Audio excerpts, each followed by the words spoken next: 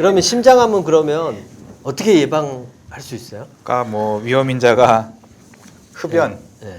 그다음에 이제 비만 이런 게 있지 않습니까? 네. 그래도 뭐 혈압이 높으면 잘 생기고 네. 투석하면 잘 생기고 이렇게 돼 있으니까 이제 그런 거는 예방이 가능하죠, 사실은. 그래서 담배를 안 피고 뭐 살 빼고 혈압약 같은 걸 잘 먹어서 혈압을 조절을 잘 하고 콩팥 기능이 나쁜 거 자체보다도 이제 투석할 때 특히 올라간다 돼 있으니까 뭐 투석을 최대한 이제 미루기 위해서 콩팥 기능을 좀 보존하는 쪽으로 이제 그거는 이제 아무래도 신장내과 같은 데서 잘 이제 치료를 받으시면 되겠죠. 그리고 바꿀 수 없는 위험인자는 이제 뭐 유전성이라든가 이런 거는 유전자를 바꿀 수는 없으니까요. 그래서 유전성 신장암이 있다면 그때 이제 조기 발견하는 게 제일 중요합니다. 그러면 위험 요인 중에 이제 신장 기능이 나쁜 사람들이 나중에 투석을 하게 된다거나 이렇게 되면은 암이 생길 확률이 좀 더 높다. 그렇기 때문에 그런 분들은 적극적으로 잘 관리하는 게 필요하겠다. 투석하지 않도록 관리하는 게. 근데 신장을 투석하게 되는 위험 요인은 사실 알려진 게 대단히 많으니까 뭐 그런 것들에 대한 적극적인 관리가 신장암 자체를 예방하는 데 도움될 수 있겠다라는 거고, 그다음에 유전적 원인이 있을 때는 그러면 검사를 좀 스케줄에 따라서 좀 잘 해보는 게 네. 필요하겠다. 그리고 아까 얘기했던 흡연이라든가 일반적인 뭐 체중이라든가 잘 관리해라. 흡연과 체중만 빠뜨리면 예방될 유방암도, 대장암도, 신세포암도 진짜 많은 암을 컨트롤할 수 있죠. 담낭암도 진짜 너무 많아요. 네, 그래서 하여튼 별거 아닌 것 같지만 맨날 똑같은 얘기인 것 같지만 체중 관리하고 운동해라 뭐 이러는 게 진짜 중요한 내용이네요. 여기서도 보니까. 열심히 하겠습니다.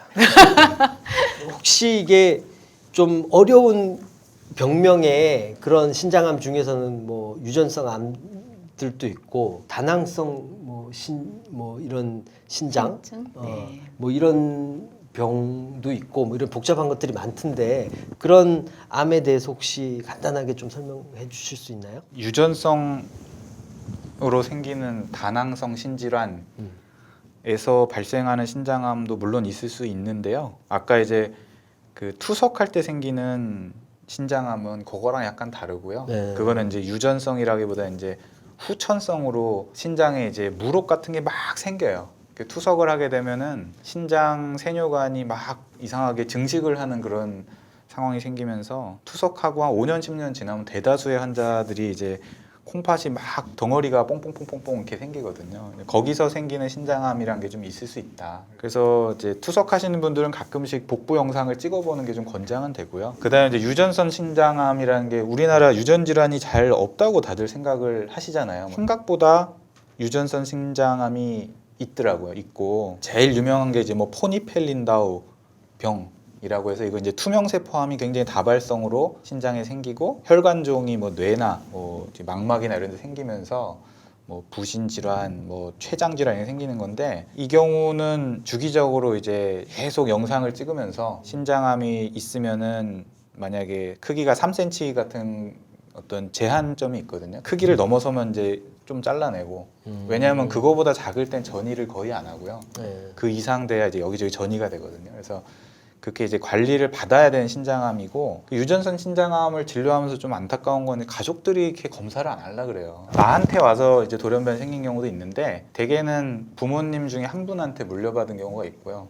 그렇다는 거는 뭐냐면 내 형제들 혹은 나의 자녀한테도 유전자가 갈 수가 있기 때문에 그 경우는 알고서 대비하면은 전이성 신장암이 안 생기기 때문에 생명을 지켜낼 수 있는 거거든요. 그렇죠. 또 우리나라에서 최근에 한 14, 20회 정도 저희가 이제 종양내과에서 발견해서 논문을 작성한 게 이제 HLRCC라는 게 있는데 여성한테는 자궁근종이 막 생기는 게 특징이고 아주 어린 시절부터 신장암이 생길 수가 있어요. 이거는 모양은 이제 유두상 신장암이라는 어떤 형태로 생기긴 하는데 아주 작을 때부터 전이가 갈 수 있고 또 이 경우는 치료법이 일반적인 신장암 치료법이 좀 달라가지고요. 유전자 진단이 굉장히 중요하거든요. 그래서 그런 면에서는 조금 인식을 좀 바꿔주시는 게 좋을 것 같아요. 그러니까 우리가 뭐 마치 유방암에서 BRCA 브라카 유전자가 있을 때 우리가 검사를 젊은 유방암에서 그런 검사를 해봐야 된다는 것처럼 포니펠 린다우진이라는 유전자의 돌연변이가 있을 때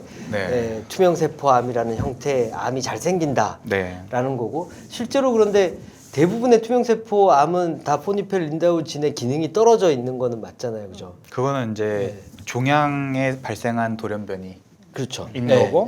그런데 이거는 포니펠 유전적으로 린다우는, 이런 물려받은 유전자 돌연변이가 생기는, 동반돼 있으면서 예. 있으면 당연히 그 암이 생길 확률이 높아진다. 예. 그래서 모니터가 필요하다. 그리고 형제자매 자녀에 대한 검사가 필요하다.